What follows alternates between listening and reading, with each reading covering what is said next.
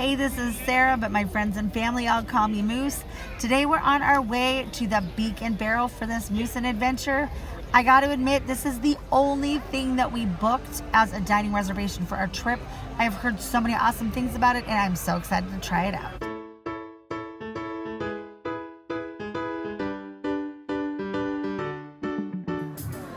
First things first, you can only be in there for 45 minutes and you can only have 2 alcoholic drinks. And if you are a smaller party, you will be seated with another party. This is the main area of dining, and this is where all the action takes place. You'll notice that there were some very large, long tables. We're seated back here in this secondary room. I went with Hoos and AD, and we were seated at a table with another group of 3 and another group of 2. Ended up being disappointing because if you're not in the main room, you really can't see everything that goes on. However, in editing this video, I realized we were actually really lucky because we could still see the main room. The people seated across from us would not have been able to without turning around. There is a parrot who is the captain. We will see them soon. Luckily, we could see them through the opening in the wall. We don't drink, so we're gonna go ahead and get the non-alcoholic specialty beverages. We're also really hungry because we have not eaten this morning, so we're gonna go ahead and get some appetizers as well. Where we're sitting in the restaurant is kind of a bummer because there's nothing that happens back in this room, and I don't think you can request anywhere per se. You also can get seated with other groups. So we're seated with another group of 3 and another group of 2, which is fine, but we're kind of landlocked into our table. I can't really walk around and look at anything. We are lucky though because where we are, even though it's really hard to hear the parrot, we can in fact see the parrot. There are a lot of places back in this room that I don't think you'd be able to see the parrot at all.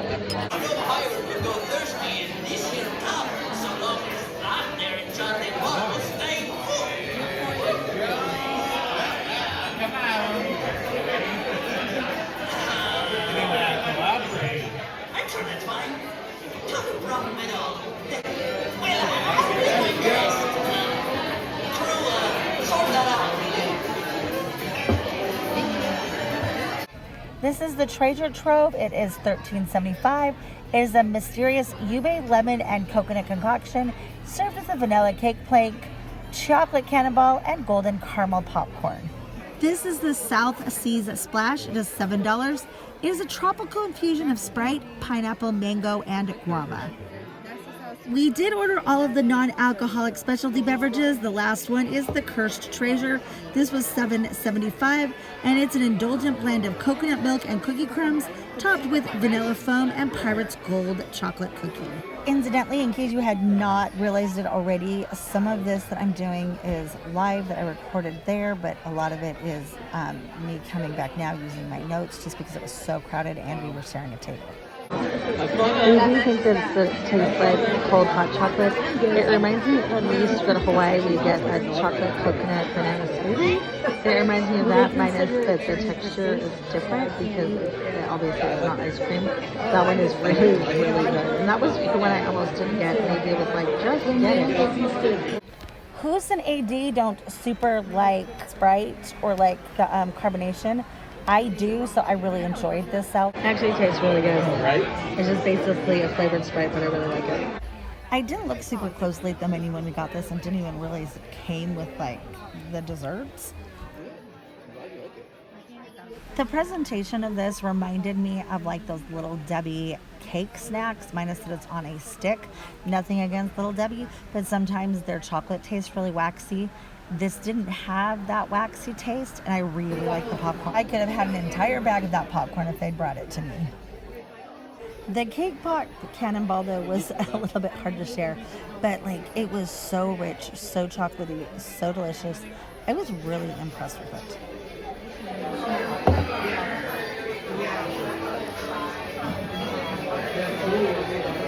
It's really pretty. What is that?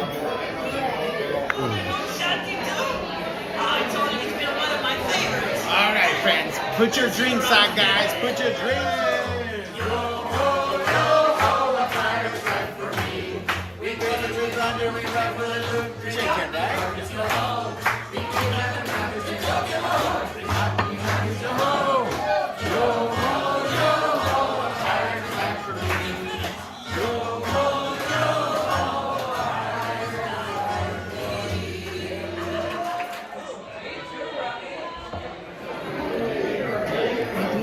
one tastes like Christmas.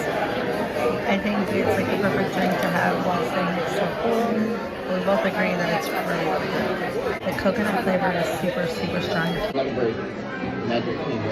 These cups are copper cups, and they're keeping the drinks incredibly cold. They're keeping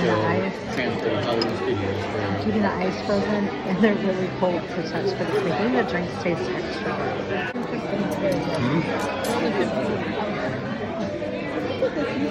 This is the corn cake. I don't know why, but I was expecting it to be more like corn balls, like you go when you go to like the fast food places.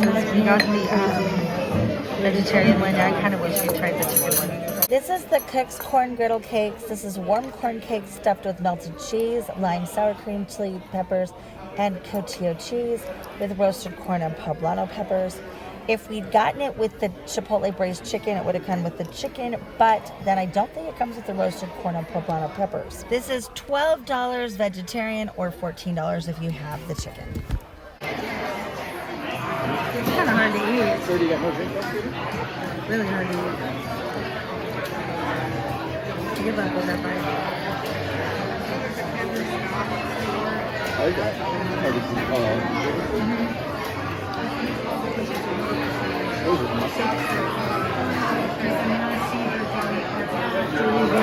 Whenever I see like peppers, I'm always afraid it's gonna be spicy. This is not spicy at all.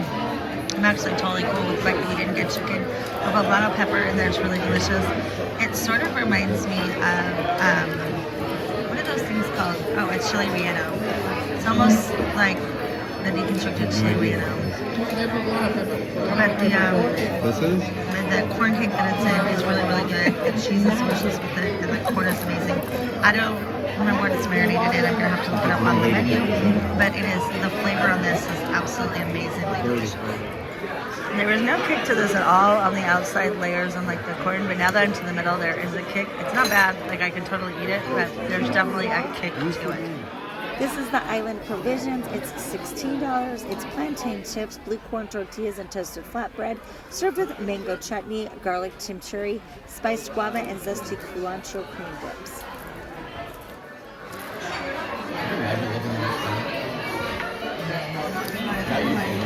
That tastes like jam. My least favorite dip out of all of them. It didn't taste bad, but it's like the other one's better. The green one was also the spiciest out of the dips. It was the one that had the most kick to it. All of them were really good. My favorite, actually, weirdly enough, might be the jam one. I also really liked the mango one, and I always love the cilantro avocado. I think that one might have been my favorite though, just because it was something different. You don't usually get salsas like that, so that made it even more fun that we did get that salsa. It looked like ketchup. It did not taste like ketchup, but it does have the consistency of a ketchup. Some fun pirate touches, like that dried sweetie that was on top of the chip. We don't drink alcohol, so I didn't try it for myself, but the lady sitting next to us was drinking alcohol, and she mentioned that it's really strong. So keep that in mind if you're ordering alcoholic drink. The bird did just come out and sing a birthday song. That's fun. It's not my birthday, but it's still fun that they sing a birthday song. I have a feeling this might have been cool in the main room. They did give you warning that this was going to happen. As you can see, a lot of people got up to go see it. And at least they did the storm and all.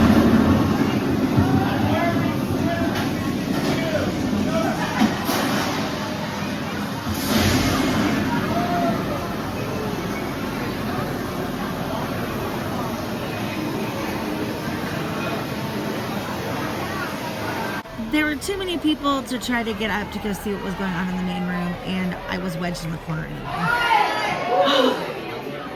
Let's out there win from now on, no? We tried to capture some of the main room on our way out of the restaurant, but that was really hard because there were a lot of people eating in there, and I kind of wanted to respect their privacy, and there was nothing going on in there as we were walking through it. And I wish I could have captured that, but as you can see, there are definitely some rooms even in this main area, like through that little grotto. I have no idea what they'd be able to see, but they wouldn't be able to see the parrot, and there are some people at the corner of my room that wouldn't be able to see anything. I thought that I didn't want a standing up spot, but when we were leaving, I was like, maybe standing up would have been good. So my thoughts were, first off, this was a one and done for us. I think that was it. The food was good, the drinks were good, but you're paying a lot for it, like a real lot for it. The 3 drinks and the 2 appetizers that we got were $60. Didn't I say 3 drinks? I don't know. I'll say it again then. The 3 drinks and the 2 appetizers that we got came to a total of $60. Now, luckily, they were good. Like, there was nothing that we got that I was like, ew, yuck. Like, they were all good. Yeah, and there's no discount at all. You cannot get any kind of discount on it. And you're cramped because you're at the table with other people, which is fine. Like, I was cool with that, and that actually really didn't bother me like I thought it was going to. But we were in a side room, and we were really lucky where we were in that side room because we were actually in the doorway, so you could see the parrot. You couldn't hear him really well, but you could see him. This is future Moose, or today Moose, as I'm editing this video. I have to start out by telling you that my expectations were extremely high. I had seen several videos saying that it was one of the most fun things that they'd ever done. In fact, one of the videos I watched said that they knew that they were going to love it so much that they'd actually booked 2 separate reservations so that they could experience everything that they wanted to experience, because they are very strict on that 45-minute limit of when you have to go out. So my expectations were high. I started out the video by telling you this was the only reservation we booked because I was that excited about it. And I do have to preface this by saying that I found nothing wrong with the food or the drinks. I thought they were great. I thought they tasted fine, but they were expensive, which I'm sure is because you're paying for the experience, just like you would a character dining experience. But I don't feel like we got the experience that I was expecting. Now, I'm sure had we been in an ideal location in the main room, that would have changed. But I do have to say that I posted this up when I got home as a reel and said, hey, I was super disappointed in this. And I got a lot of comments back saying that they were all disappointed with it too.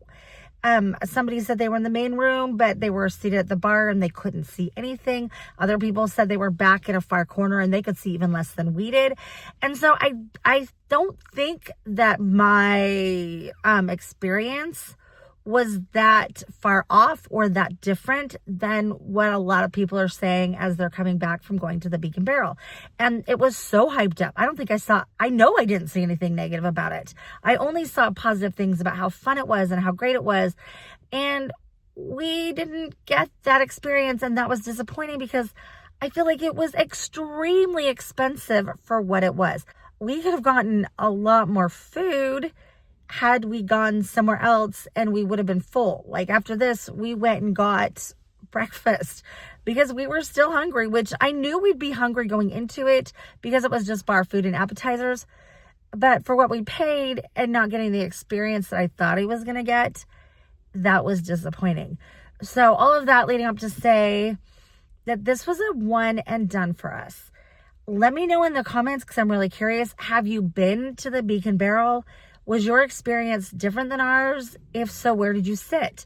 If it was the same as ours, where did you sit? Would it have changed things if it was everybody in a group? Was people I knew at, sharing that table? I doubt it, because we still wouldn't have been able to experience everything. And really, the people at the table weren't an issue. I kind of thought that would be weird. It really wasn't. And we sat with a little kid at the table. That was no problem.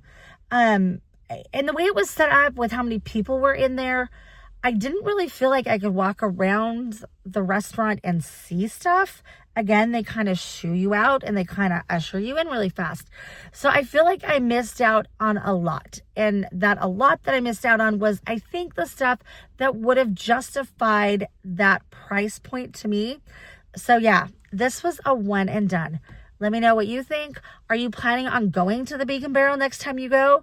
I was so excited, and maybe that was part of my problem, was that my expectations were so high, and this just didn't do it. Thanks for joining me today as we went to the Beak and Barrel, and I'll see you real soon.